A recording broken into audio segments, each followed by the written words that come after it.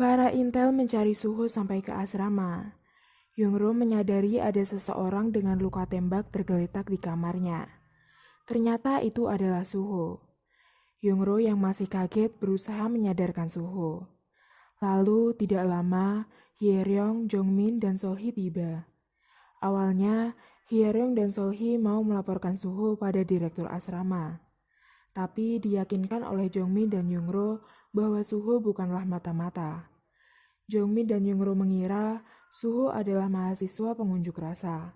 Terlebih lagi, Suho salah satu dari para laki-laki yang ikut kencan buta kelompok dengan mereka. Akhirnya, mereka sepakat menyembunyikan Suho. Yungro, Jongmin, dan Solhi menyembunyikan Suho di pemandian umum. Sedangkan Hyeryong membersihkan kekacauan di kamarnya. Lee Gangmu menelusuri asrama dan melihat jejak darah menuju kamar asrama. Saat itu juga, Hana datang membawa surat perintah penggeledahan, karena tanpa surat itu, direktur asrama tidak mengizinkan penggeledahan. Direktur juga mengira orang yang dicari para intel adalah pengunjuk rasa. Jadi, direktur berusaha menghalangi pencarian mereka. Para intel menuju kamar 207 dan mendobrak pintunya. Hanya ada Hyeryong di sana, dan sisanya di pemandian umum. Hana bergegas menyisir pemandian umum, tapi tidak menemukan Suho. Para intel itu pun pergi menginterogasi Gemchol, sekutu Suho, dan Profesor Han yang ditemui Suho tadi dengan tujuan akan diculik. Gemchol tidak mau berbicara tentang apapun, dan dia bunuh diri dengan meminum sianida. Sedangkan Profesor Han memberikan pernyataan bahwa Suho hanya memberinya tumpangan karena ban mobilnya kempis. Di sisi lain, Tae-il dan Chang-soo ternyata mempunyai perjanjian dengan orang Korea Utara.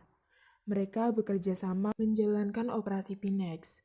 Operasi Pinex adalah operasi yang mana mata-mata Korea Utara membantu kandidat mereka menjadi presiden. Karena tahun itu, rakyat sedang gencar-gencarnya ingin memilih presiden mereka sendiri. Chang-soo mendapat informasi dari mata-matanya yang ada di intelijen bahwa Gangmu berusaha menangkap mata-mata Korea Utara. Lalu, ia menyuruh An Gyong-hee untuk menghentikan Lee Gangmu. Jadi, Gangmu menyuruh Hana untuk mengawasi Profesor Han secara diam-diam. Yungro, Solhi, Jongmin, dan Hyeryong berdiskusi tentang tempat yang aman untuk Suho dan berapa lama ia akan tinggal. Hyeryong mengatakan untuk menyuruh Suho pergi saat fajar. Dan Yungro menjawab bahwa Suho telah mengingatkan ia pada kakaknya yang pernah berunjuk rasa, lalu tertangkap dan diberi hukuman wajib militer. Jika saat itu ada yang menolong kakaknya, mungkin kakaknya tidak akan tertangkap. Terlebih lagi, keadaan Suho yang tidak memungkinkan untuk pergi. Mereka berencana menyembunyikan Suho di loteng lantai 4, karena hanya tempat itu yang paling aman. Loteng itu dulunya dibuat bunuh diri oleh direktur asrama yang lama dan terkenal berhantu. Jadi tidak ada yang berani mendekati loteng itu. Tapi tempat itu sekarang terkunci. Mereka meminta kunci pada Mandok, penjaga asrama. Saat dalam perjalanan ke loteng, tiba-tiba Bunok keluar dari kamarnya memakai pakaian dan barang-barang mewah. Ternyata barang-barang mewah itu adalah barang para gadis yang hilang. Mandok memperingatkan mereka untuk berhati-hati terhadap Bunok, karena dia sangat kooperatif dan aktif bertanya pada intelijen berapa uang yang akan diberikan padanya jika ia berhasil mendapatkan informasi tentang mata-mata Korea Utara. Hadiah uang itu sebesar 50 juta won, sedangkan gajinya per bulan hanyalah 55.000 won. Jika mendapat uang itu, ia akan pergi ke Berlin, Jerman. Tempat di mana pasangan kencan butanya yang tidak lain adalah Suho berkuliah di sana. Setelah sampai di loteng, Mandok mengatakan untuk berhati-hati dalam bergerak. Karena tepat di bawah loteng itu adalah perpustakaan. Kepala asrama, Shin Gyeongja, belajar di perpustakaan itu setiap hari sampai pukul 2 pagi. Lalu, mereka berbenah membereskan tempat tersebut untuk ditinggali Suho. Sedangkan Yongro membersihkan luka tembak Suho dan memasangkan perban untuknya.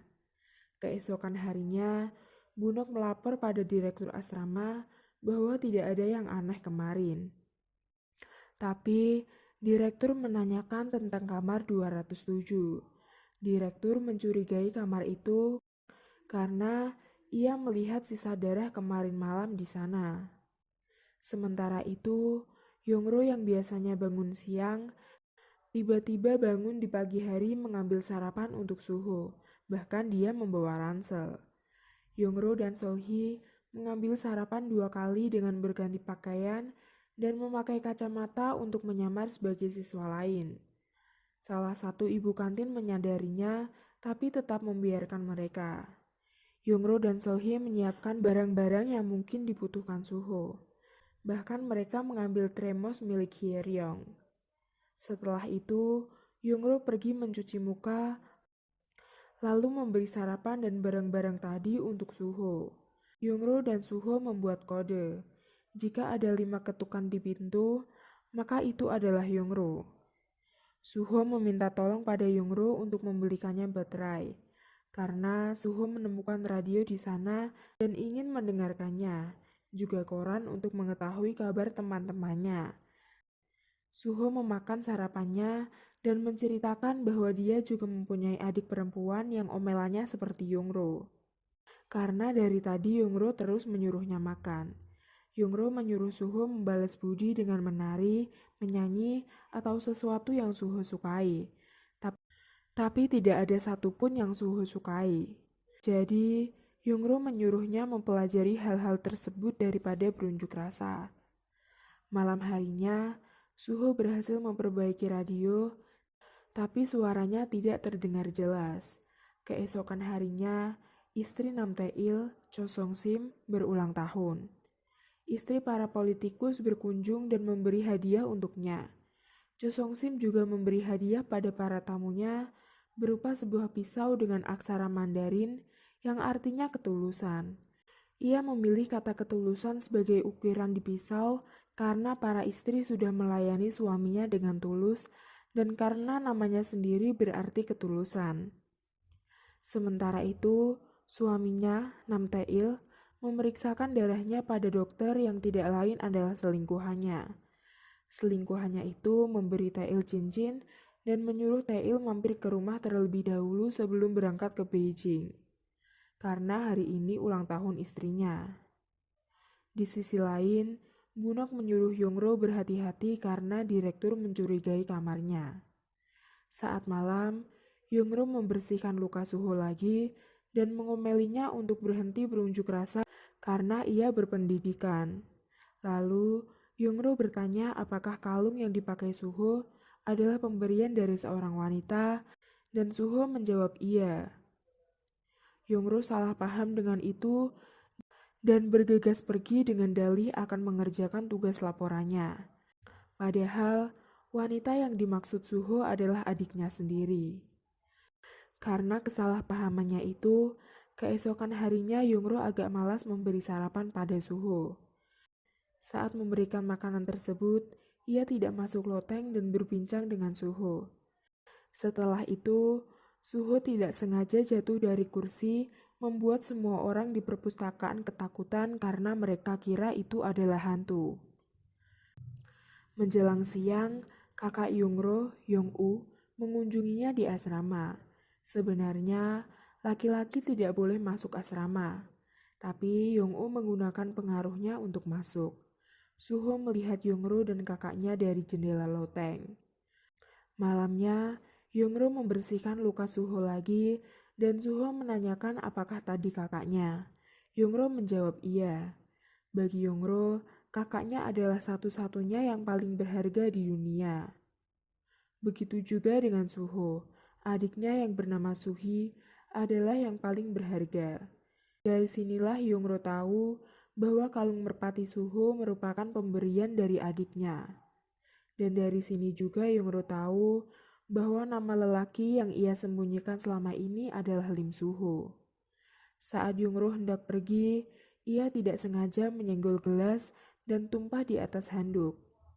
Yongro mencuci handuk tersebut, tapi airnya menetes sampai ke perpustakaan, tepat di buku Gyeongja. Gyeongja bertanya-tanya apakah hantu menggunakan air. Lalu, ia melaporkannya pada direktur. Direktur meminta kunci loteng pada Mandok. Mereka bergegas pergi ke loteng. Bunok diam-diam mengikuti mereka, sementara Yungro dan Suho sibuk membalas peta asrama untuk mencari jalan keluar yang aman.